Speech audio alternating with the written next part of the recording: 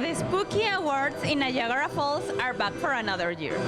Dozens of properties decorated their houses waiting to be judged. I had the chance to speak with the mayor about what's become a very popular Halloween tradition.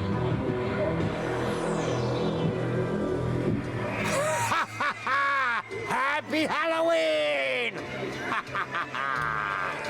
Well, you know, during COVID, a lot of people were sad. They were shut in. They weren't visiting their family, their friends. They weren't doing the traditional things that they did every year, and Halloween was one of them. So we decided, you know, if people can't get together, they can at least drive by houses and see these really amazing Halloween creations. And I give full credit to Chris Dabrowski from City Council when he came up with this idea of these Spooky Awards. And now I have to say, in the past, Christmas was always the major decoration lighting event.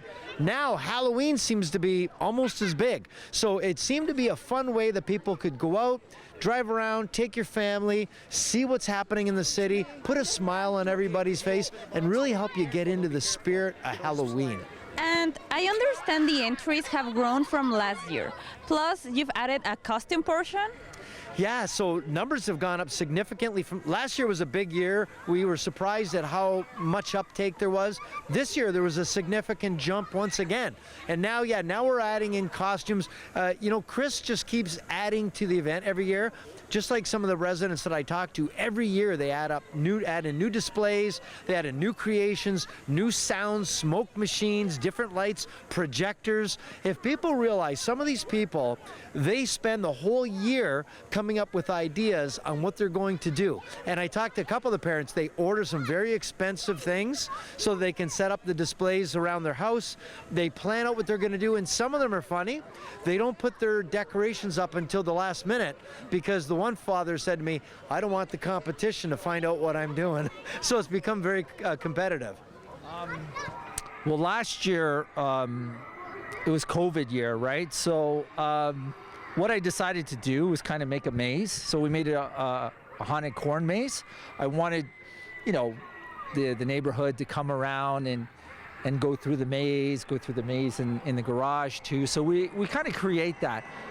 So every year it's a different theme. Last year was a corn maze. This year we went down to Sleepy Hollow, New York, and it's kind of a homage to the Horseman's Hollow down in. If you ever go, it's awesome. So that was I knew after last year, the next day, November 1st, that's what I wanted to do. So that was one process, and then the second process behind us is more of killer theater, which is 60s, 70s horror films that, you know, kind of over 30 would know about, that the younger kids don't know about Psycho or The Shining. Maybe they do. And then in Killer Theater Part 2, it's just another extension of, you know, horror films that we all love kind of thing. So. How long did it take you to get it this way? You don't want to know. You know, it was a long process. Yeah, it took me about 3 days. How have your neighbors reacted? Well, it came up today, and we've had lots of stops, like people coming by, people honking. So I don't want to put it out too early because then my competition will see what I have in store. So yeah, I always kind of wait till the last minute. I don't want to leave the animatronics outside because of the rainstorm and stuff like that. So as we get closer to the contest, which is on Friday, I'm putting it out tonight, tomorrow, all through Halloween. With all those entries, are families encouraged to drive around the city and look at the displays? Yeah, that's what we ask people to do, and it's a great family event. You know, hey guys, you can get your kids in the car, buy some Timbits, get some hot chocolate, drive around the neighborhoods, see the cool displays, give yourself some ideas that you can do for your own house, but definitely we encourage people, get out, explore, and then make sure you vote. We've got the People's Choice Awards. Go on the city's website and tell us which one you like the best, tell us why you liked it, and let's encourage these people to keep doing what they're doing. It all started actually with some pumpkins that the kids left at the side of the house. And they kind of grew, like, so they got smushed into the ground, and then they grew in front of our tree, and then I transplanted them to the front. in the spring, and we kind of grew a pumpkin patch. So that's kind of where it started, right? And then you just had to. We just started coming up with other ideas to put in there. So like this is a painted baby gate, kind of makes it look like an iron gate, and then we added the webbing, and then we just added all the other little features. So this isn't our first year. So we set up our display every year for the kids, and this is just like this is the most extreme we've done. So it's taken. This is probably about a 4-year build-up. Right, so of all the stuff. So we've added quite a few pieces this year, but we're also using it for our wedding, which is on Halloween as well. So we're doing a remake of the Corpse Bride wedding. So we're actually, our whole block is going to be decorated with wedding tents, and there'll be connecting hallways to other wedding tents, and it's just going to be different scenes that we're going to use in our wedding video.